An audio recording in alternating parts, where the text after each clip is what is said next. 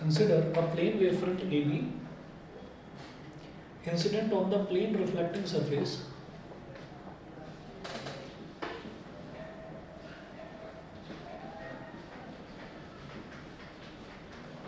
incident on the plane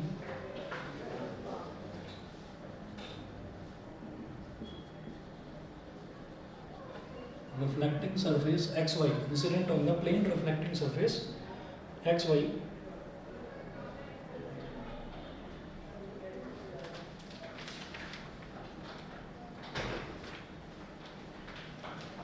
अब इसका ना एक डायग्राम बनाएंगे।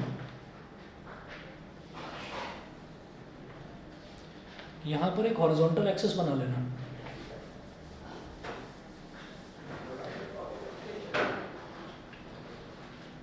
हॉरिजॉन्टल एक्सिस मतलब हॉरिजॉन्टल एक स्ट्रेट लाइन आपको बनानी है। ये हॉरिजॉन्टल स्ट्रेट लाइन हो गई। इसके बाद इसको नीचे से शेड कर देना ऐसे।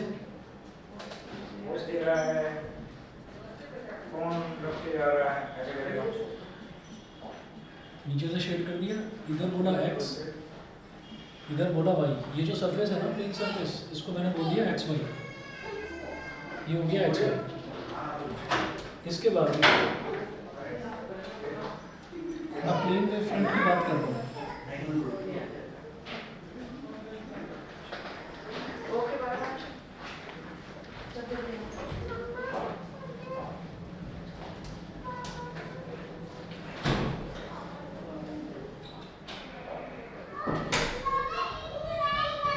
प्लेन वेवफ्रंट की बात कर रहे हैं तो प्लेन वेवफ्रंट को हमने बोल दिया ए बी। इधर वाला जो पॉइंट है, इधर वाले पॉइंट को बोल दीजिए ए और इधर वाले पॉइंट को हमने बोलते B, A B. A B. अब यहाँ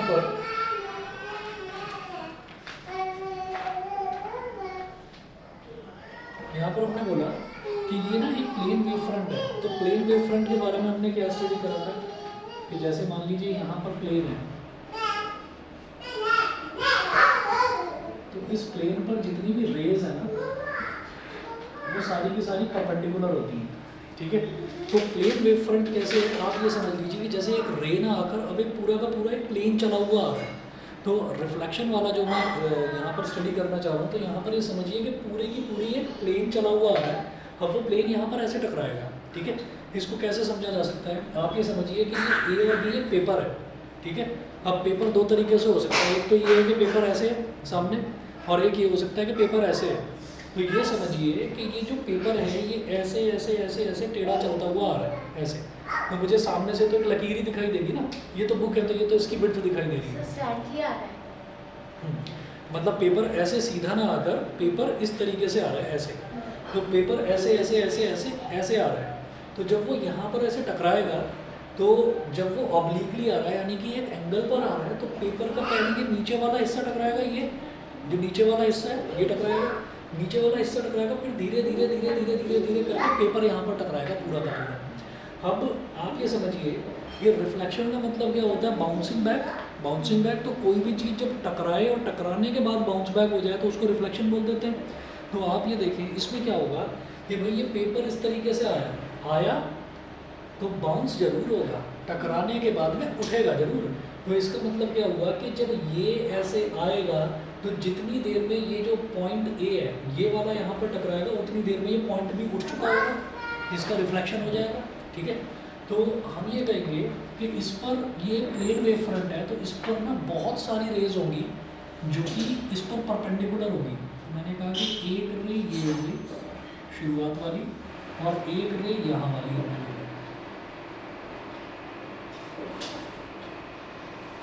ये दो रेज हैं। हाँ, ये रेज ऐसे आई कि जैसे ये प्लेन वेव फ्रंट है ना, तो इस प्लेन वेव फ्रंट पर 1 2 3 4 इस पर इनफाइनाइट जो रेज हैं वो इस पर परपेंडिकुलर रहती हैं। इनफाइनाइट रेज इस पर परपेंडिकुलर रहती हैं। तो आप ये देखिए कि इसमें क्या हुआ कि एक प्लेन वेव फ्रंट आया ए बी, तो ए बी में ए से लेकर बी तक ये लाइन तो एक्स्ट्रा बना रखी है। तो ए से बी के बीच में इनफाइनाइट नंबर ऑफ रेज होंगी जो कि एक दूसरे के पैरेलल होंगी। Infinite number of rays. हमने क्या करा, कोई दो रेज देख ली बस, सिर्फ ये शुरुआत वाली और आखिरी वाली ये रेज देख ली। ठीक है। यहाँ तक समझ में आ गया सभी को कि नहीं? ऑनलाइन वाले बता दें भाई। हाँ, एक प्लेन वेव फ्रंट आ रही है। अब आप ये समझिएगा, प्लेन वेव फ्रंट का मतलब समझिए कि एक प्लेन, जैसे एक प्लेन ऑफ पेपर आ रहा है, एक कागज़ आ रहा है, कागज़ ऐसे टकरा रहा है, तो कागज़ जब ऐसे आएगा, इस पॉइंट पर टकराएगा, फिर धीरे धीरे धीरे धीरे पूरा कागज़ नीचे चिपक जाएगा। तो क्योंकि ये वेव फ्रंट है, तो जितने में वो चिपकेगा इतने में इधर वाला जो एंड है ये रिफ्लेक्ट होकर ऊपर की तरफ आना शुरू हो जाएगा। अब देखिएगा, अब क्या होगा कि भाई यहाँ से बैठो, फटाफट चेयर ले लो उधर से। अब आप ये देखिएगा कि मैंने ये कहा कि यहाँ पर प्लेन वेव फ्रंट पर कितनी रेज होगी जो इस पर परपेंडिकुलर होगी, इनफाइनाइट नंबर। तो मैंने 2 ले ली रेज, ठीक है। तो पहली चीज़ तो ये। अब उसके बाद देखिए ऐसा होता है, दोबारा मैं आपको बताता हूँ। जैसे मान लीजिए हम ये कहते हैं कि एक वेव फ्रंट है, तो वेव फ्रंट क्या है ना, वेव फ्रंट बहुत सारी रेज का कॉम्बिनेशन है। अब 3 तरीके के वेव फ्रंट्स हमने देखे, एक हो गया स्फेरिकल, एक सिलेंड्रिकल और एक प्लेन। तो मैं स्टडी करने के लिए मैं प्लेन वेव फ्रंट ले रहा हूँ। अब प्लेन वेव फ्रंट में कितनी रेज होंगी, बहुत सारी रेज होगी, बहुत सारी रेज होगी। और वो सारी रेज की प्रॉपर्टी ये होती है कि वो वेव फ्रंट पर परपेंडिकुलर होती है, सारी की सारी रेज परपेंडिकुलर होती है। तो ये मैं एक वेव फ्रंट लेकर आ रहा हूँ। अब जो मैं रिफ्लेक्शन करवा रहा हूँ ना, मैं लॉज ऑफ रिफ्लेक्शन पढ़ूंगा यहाँ पर, तो अब जो मैं रिफ्लेक्शन करवा रहा हूँ वो मैं वेव का करवा रहा हूँ, रे का नहीं करवा रहा हूँ, ठीक। तो यहाँ पर हमने कहा कि मैं एक वेव लेकर आ गया ए बी, तो इस वेव में ए से बी तक कितनी सारी रेज होगी, बहुत सारी रेज होगी जो इस पर परपेंडिकुलर होगी। तो मैंने केवल एक शुरुआत वाली रे और एक आखिरी वाली रे देखी, समझ गए। अभी तक मैंने सिर्फ इतना बताया। और ये जो है एक्स वाई, इसको आप एक प्लेन मिरर की तरह मान लो, ये एक रिफ्लेक्टिंग सरफेस है, समझ गए। इसके बाद मुझे क्या करना है कि जब कोई भी रे ऑफ लाइट जिस पॉइंट पर स्ट्राइक करती है, जिस पॉइंट पर स्ट्राइक करती है उसको हम बोलते हैं point of incidence. Point of incidence बोला जाता था। तो ये जो वेव फ्रंट है, ये वेव फ्रंट सबसे पहले किस पॉइंट पर टकरा रहा है, बी पर। तो पॉइंट ऑफ इंसिडेंस क्या है, पॉइंट बी। तो उस पर आप एक नॉर्मल बनाइए। नॉर्मल का मतलब क्या है, नॉर्मल लाइन, परपेंडिकुलर लाइन। तो ये आपने परपेंडिकुलर बना लिया। परपेंडिकुलर बनाने के बाद में हम ये कहेंगे कि ये जो परपेंडिकुलर है ये इस पहली वाली रे के साथ, रे के साथ समझिएगा, पहली वाली रे के साथ ये क्या बना रही है, angle of incidence, angle of incidence, समझ गए। उसके बाद आप ये देखिएगा, फिर हम कहेंगे कि यहाँ पर ये जो वेव है, ये वेव ऐसे गिरी तो फिर इस तरह से उठेगी।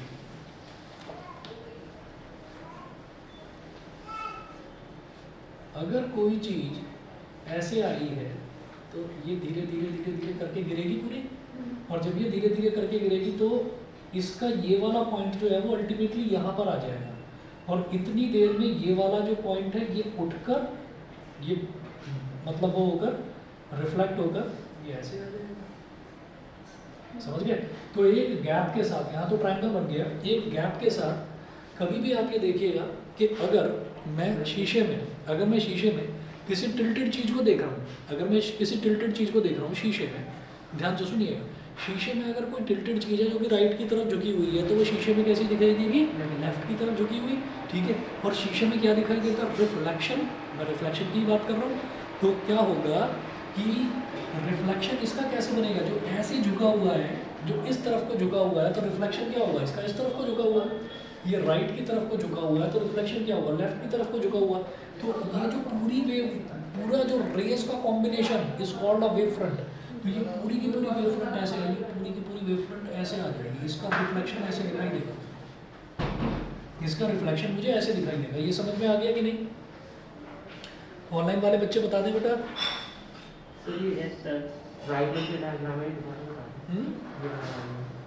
ना आपको डायग्राम बस ये बनाना, रे नहीं आई, मैं फिर बता रहा हूँ, वेव फ्रंट आया, वेव आई। तो वेव जो है, वेव जिस तरह से गिरेगी ये उसका रिफ्लेक्शन मतलब ये राइट की तरफ को झुकी हुई गिरी है ना। तो फिर ये लेफ्ट की तरफ को झुकी हुई उठी हुई दिखाई देगी। तो ये ऐसे हुआ है कि ये वेव ऐसे गिरी और फिर ऐसे उठी, समझ गए। ये ऐसे आई, ऐसे आई, ऐसे आई, तो पहले इस पॉइंट पर टकराई, फिर सारे के सारे पॉइंट्स ऐसे आए और फिर ये इस तरीके से उठकर ऐसे आए, समझ गए, ठीक है।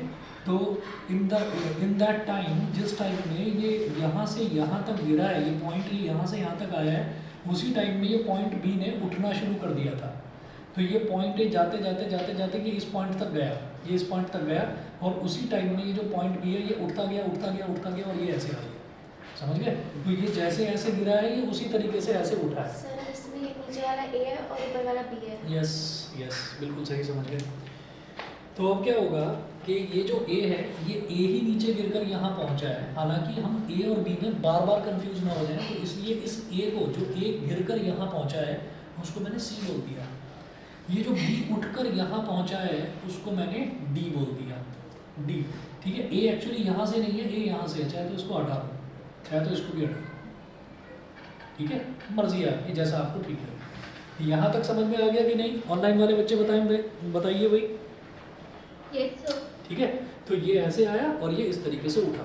उसके बाद हम क्या करेंगे कि भाई देखिए, जैसे जो इंसिडेंट रेज हैं, इसी तरीके से रिफ्लेक्टेड रेज भी तो इस पर परपेंडिकुलर होगी। ध्यान से सुनना, रे तो रे इस वेव फ्रंट पर परपेंडिकुलर होगी, ये परपेंडिकुलर हो गई।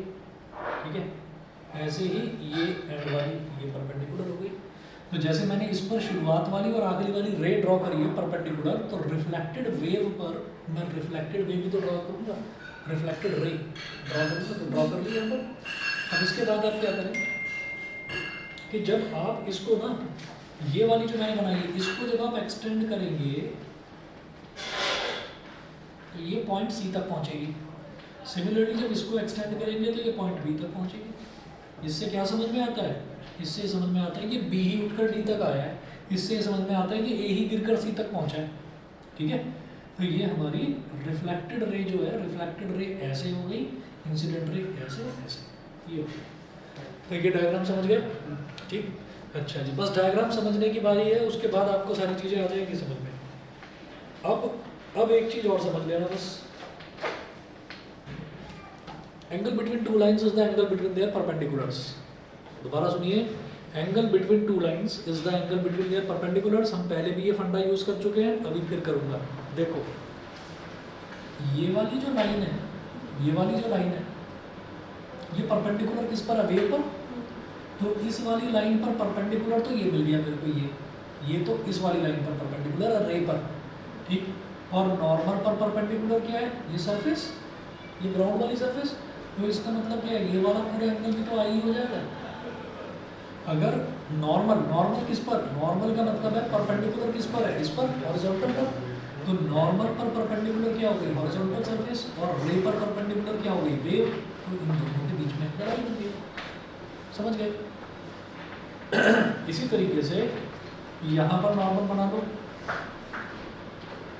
तो जो इनिशियल इंसिडेंट रे थी, रे, उसके और नॉर्मल के बीच में एंगल आई, तो फाइनल रिफ्लेक्टेड रे और नॉर्मल, उसके बीच में एंगल आर,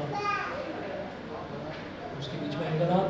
तो जैसे ये वाला कंप्लीट एंगल आई बन गया, उसी तरह से ये वाला कंप्लीट एंगल आर बन गया।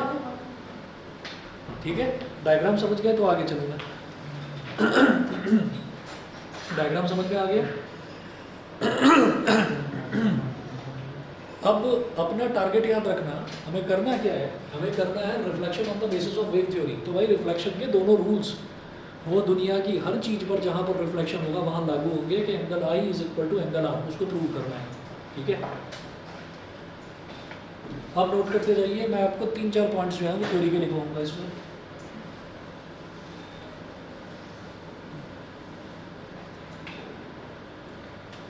हाँ जी, नोट कीजिएगा।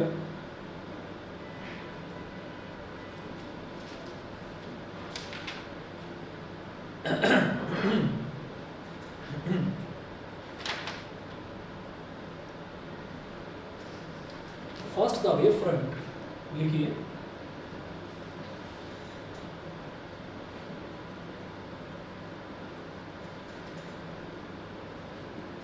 First the wave front touches the reflecting surface at B.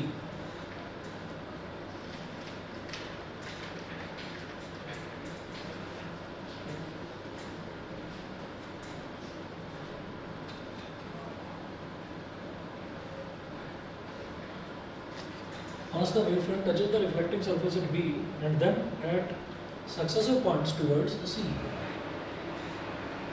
and then at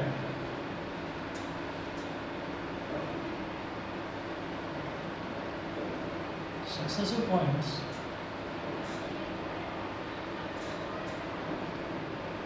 towards C, तो पहले यहाँ पर टकराएगा और फिर towards successive points इधर इधर इधर इधर, ये पूरी वेव इस पूरे प्लेन को टच कर जाएगी.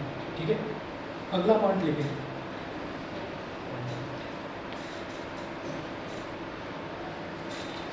अगला पॉइंट लिखिएगा. In accordance with Huygens principle,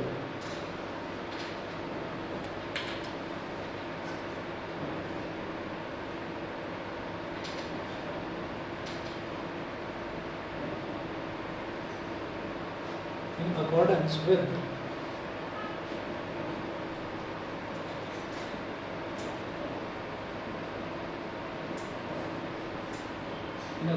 Huygens principle, from each point of BC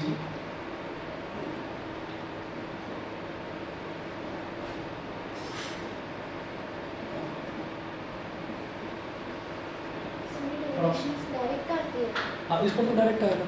reflection ये तो प्रूव करने के लिए आएंगे. तो इन according to Huygens principle, from each point of BC, secondary wavelets start growing. Secondary wavelets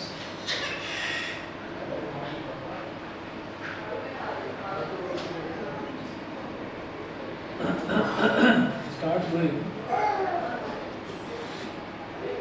with speed.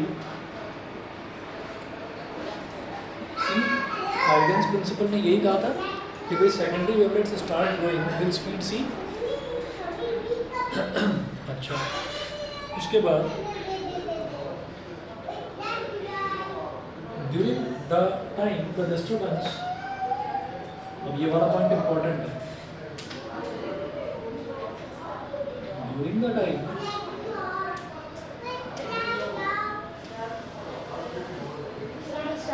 वो disturbance से क्या मतलब था? वेव्स का मतलब ही डिस्टर्बेंस है. वेव्स का मतलब ही डिस्टर्बेंस है. तो during the time the disturbance from A reaches the point C,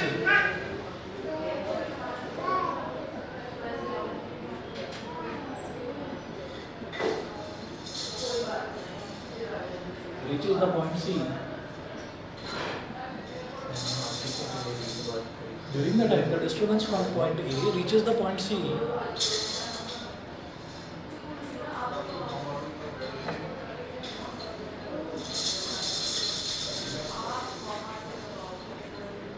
the secondary wavelets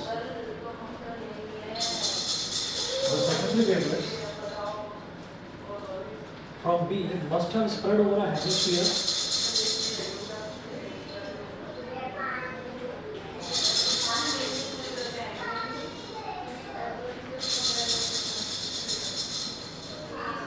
आपने बोला था सेकेंडरी वेवलेट्स फ्रॉम बोला था आपने. during the time the disturbance from point A reaches the point C, the secondary wavelets must have spread. The secondary wavelets from B. The secondary wavelets from B. The secondary wavelets from B must have spread over a hemisphere of radius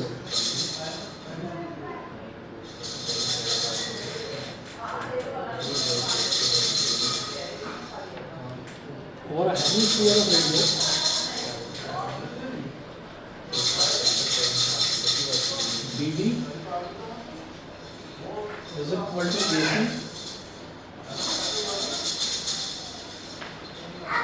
is equal to CT is equal to CT, where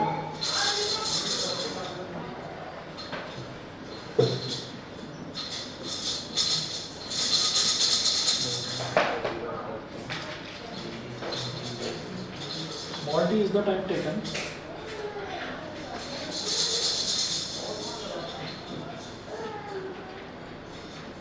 by the wave travel from by the wave to travel from A to C। ठीक है, अब सुनिएगा, तो इसमें शायद कुछ भी समझ में नहीं आया। अब आप समझिए, इसमें ऐसा है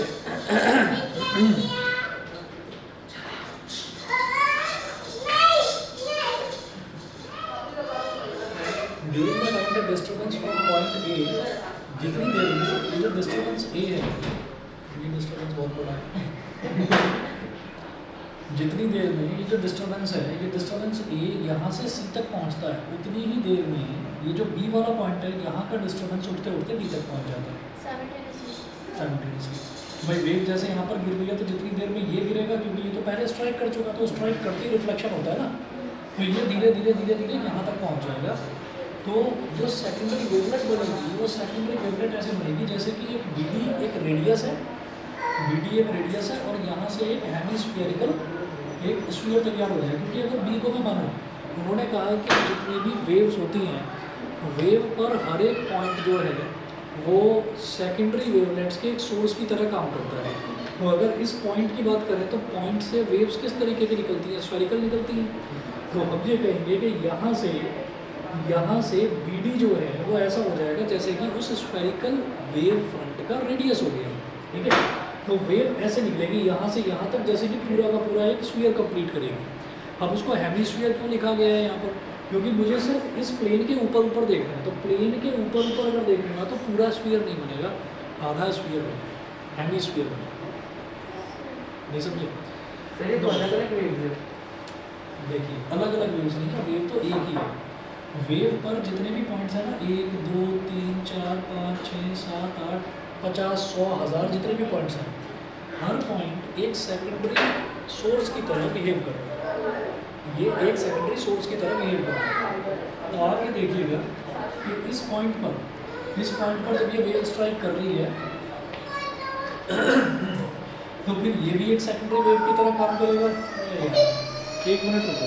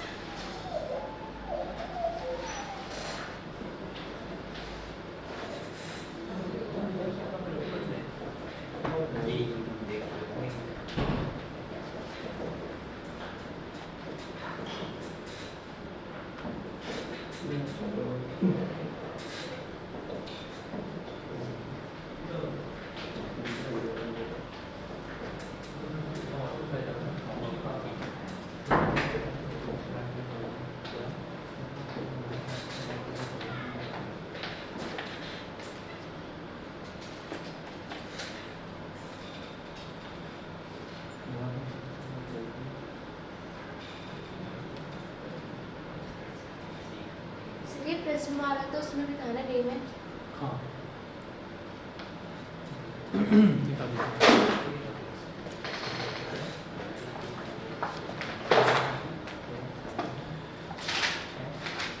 हाँ जी, हाइगन्स प्रिंसिपल ना ये कहता है, दोबारा से समझिए, हाइगन्स प्रिंसिपल ये कहता है कि अगर कोई भी वेव है ना हमारे पास, तो उस वेव के जितने भी, उस वेव पर जितने भी पॉइंट्स हैं, सारे के सारे पॉइंट्स एक सेकेंडरी सोर्स की तरह काम करते हैं। उस वेव पर जितने भी पॉइंट्स हैं, फॉर एग्जांपल मैं इस ट्यूबलाइट की बात करता हूँ, तो इस ट्यूबलाइट पर जितने भी पॉइंट्स हैं, सारे के सारे एक सोर्स की तरह काम करते हैं। हर पॉइंट में से लाइट निकल रही है। तो इसी तरीके से जब पॉइंट बी में से लाइट निकलेगी, तो वो पॉइंट बी में से लाइट जब तक ये वाला पॉइंट ए, जब तक ये वाला पॉइंट है पॉइंट सी तक पहुँचेगा, मतलब धीरे धीरे फैलकर ऐसे स्ट्राइक करेगा यहाँ तक, तब तक पॉइंट बी जो है ये उठकर पॉइंट डी तक पहुँच जाएगा।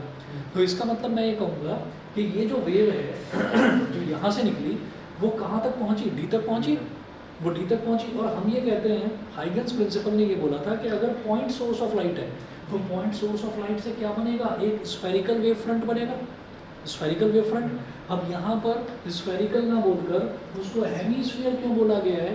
क्योंकि हमारी रिफ्लेक्टिंग सरफेस तो इसके ऊपर ही ऊपर है ना, तो इसके ऊपर ऊपर अगर पूरा बन भी जाएगा तो हेमीस्फीयर ही तो बनेगा, पूरा स्फीयर के लिए तो नीचे तक जाना पड़ेगा उसको। तो इसलिए ये बोला गया ये हेमीस्फीयर कितने रेडियस का बनेगा? बी से डी तक के रेडियस का, बी से डी तक के रेडियस का। फिर समझिए हाइगन प्रिंसिपल में ये भी कहा गया कि वहाँ से जितनी भी लाइट रेज निकलेगी वेव में से, वो सारी की सारी किसके साथ ट्रैवल करेंगी? स्पीड सी के साथ। लाइट की स्पीड होती है स्पीड ऑफ लाइट सी, तो सी के साथ ट्रैवल करेंगी। तो कितनी देर में यहाँ से यहाँ तक पहुँचा? टाइम टी तक, क्योंकि टाइम टी में ये ए जो है ये सी तक पहुँचा, तो टाइम टी मिला ना इस वेव को यहाँ से यहाँ तक ट्रैवल करने का। तो डिस्टेंस कितना हो गया? ये वाली लेंथ कितनी हो गई बी डी की? डिस्टेंस क्या होता है? Speed into time. स्पीड कितना था? स्पीड ऑफ लाइट सी, और टाइम कितना मिला उसको ट्रैवल करने का? टी। तो इसकी ये जो बी डी है, इस बी डी की लेंथ कितनी हो गई? सी टी हो गई, ठीक है। सिमिलरली जो ये है ए पॉइंट, ये भी तो एक सेकेंडरी सोर्स है, क्योंकि पूरी वेव पर जितने भी पॉइंट्स हैं सब सेकेंडरी सोर्स की तरह काम कर रहे हैं। तो इसको भी यहाँ से यहाँ तक जाने में कितना टाइम लगा? टी टाइम लगा, है ना। और कितनी स्पीड के साथ ये ट्रैवल कर रहा है? स्पीड ऑफ लाइट, ठीक। तो स्पीड ऑफ लाइट यानी कि सी टी, तो डिस्टेंस ए से सी तक ट्रैवल करने का डिस्टेंस कितना हो गया? स्पीड इनटू टाइम, तो सी इनटू टी। बताइए जी, क्लियर है? ऑनलाइन वाले बता दें। Yes sir. ठीक है। अब ये जो सी टी हुआ, ये मेरे को सिर्फ ये वाला कंसेप्ट आपको समझाना था, ठीक है। अच्छा, अब इसके बाद आप ये नोट करेंगे इसमें कि let angles of incidence and reflection be I and R respectively.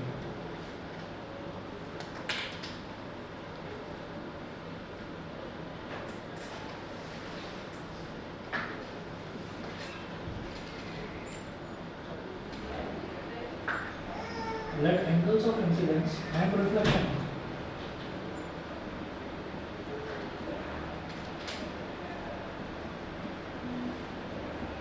be I and R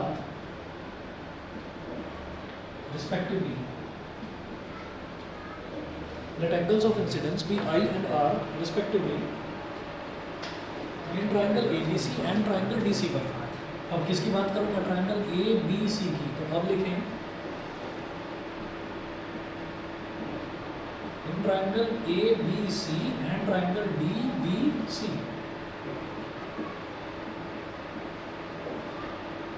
ये जो दो ट्राइंगल है ABC एंड DBC, DCB बोलिए इसको, बताऊंगा क्यों कह रहा हूँ इसे DCB, ताकि सीक्वेंस एक सेम बनाना है कि ABC तो यहाँ पर एंगल आई आ रहा है और DCB तो यहाँ पर एंगल R आ रहा है, ठीक है। तो in triangle ABC and triangle DCB, भाई ये जो रे है वेव पर 90 डिग्री का एंगल बनाती है, तो ये एंगल 90 डिग्री, सिमिलरली ये वाला एंगल 90 डिग्री। तो आप ये कहेंगे कि angle BAC is equal to CDB।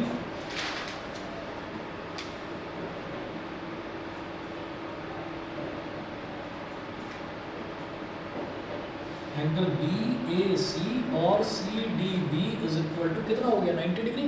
एक तो ये एंगल आ गया। उसके बाद मैं ये कहूँगा कि इसके सामने वाली साइड 90 डिग्री के सामने वाली साइड क्या होती है? हाइपोटेन्यूज। तो BC ABC ट्रायंगल में भी लाई कर रहा है और DCB ट्रायंगल में भी लाई कर रहा है। तो लिखें BC is equal to BC, bracket में लिखना कॉमन साइड, ब्रैकेट में लिखिएगा कॉमन साइड, ये कॉमन साइड हो गई। और उसके अलावा आप कहेंगे कि AC is equal to BD, AC is equal to BD, देखिए यहाँ, क्योंकि दोनों ही किसके इक्वल है? C T के इक्वल। C क्या है? स्पीड ऑफ लाइट, T क्या है? Time taken by the wave to touch the reflecting surface. तो ये हो गया। तो आप देखिएगा कौन सा क्राइटेरिया लगा? राइट एंगल के सामने वाला हाइपोटेन्यूज और उसके अलावा कोई भी एक साइड। लिखिएगा बाई RHS। आ गई 9th क्लास यार, ठीक है। यहाँ पर ये कॉन्ग्रुएंस क्राइटेरिया लिखना है, रे ऑप्टिक्स में नहीं लिखना था, वहाँ अलग चीज़ हमको डिराइव करनी होती थी। तो by RHS congruence criteria triangle ABC is congruent to triangle DCB।